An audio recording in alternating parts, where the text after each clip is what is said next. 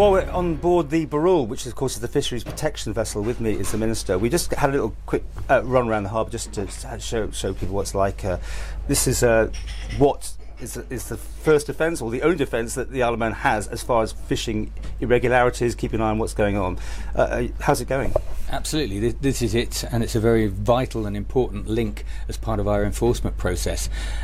We started the King Scallop season on the 1st of November. The Barrule's been out quite frequently, as well as the monitoring on the vessel monitoring system, which is done in-house in the office, and they also have access to it here. If we are unable to board vessels to check that their ELog returns are correct, then that link is lost, and this is vital. Okay, so let's have some idea what has gone on this time round. I mean, you got a pie graph you showed me, which shows percentage of catches and this year compared with last year. So take us through that. Well, last year on the 6th day they had caught 800 tonnes of scallops. Now we knew it's all legal, right? That was legal. Yeah. Yes, there's nothing wrong with it, but it was a race to fish. Yeah. This year, if you look at the charts, we're now 15 days in. We're a bit more than that. The statistics are 15 days old, and we're under 600 tonnes. Now that.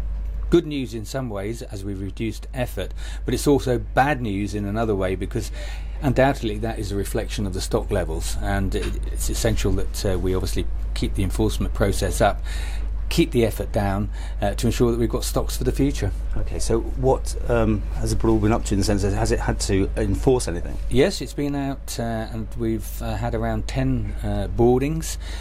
So far we have one vessel that is potential prosecution. We've had 3 written warnings, and there are other things pending, so they're doing the job they're supposed to. Okay, now all these boats got transponders, that sort of thing, so it should be a fairly black and white sort of thing, but the boat still has to go out and still has to. Well, you still have to have a physical presence, because unfortunately people don't always tell the truth. Mm-hmm. And when we've got an e-logging system where they log their catches when they leave our waters, or log their catch when they finish fishing for the day, it's very easy to put the wrong figures in. So this vessel is vital.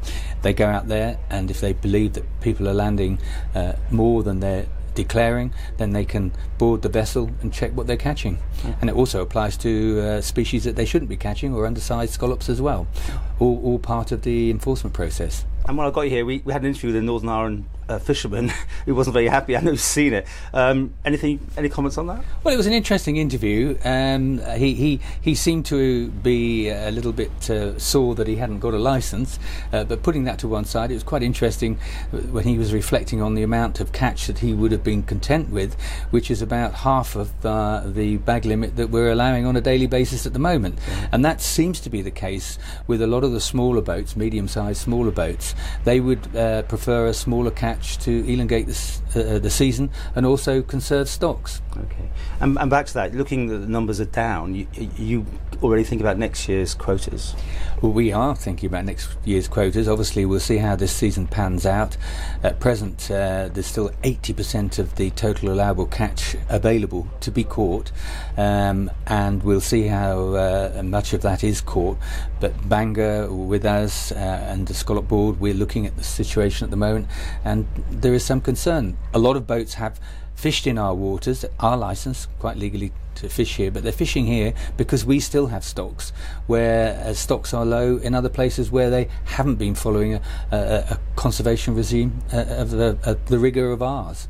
Okay, so this sort of cat and mouse thing continues for the rest of the season, just sort of saying you're there, basically. This is the point of the interview, is that the presence is there, and fishermen have to abide by the rules. Cat and mouse, well, call it what you will. Yes, it'll go on, and it'll go on this season, next season, and into the future, because there is no other way of making sure that people are sticking to the rules or the law without physically boarding on occasions.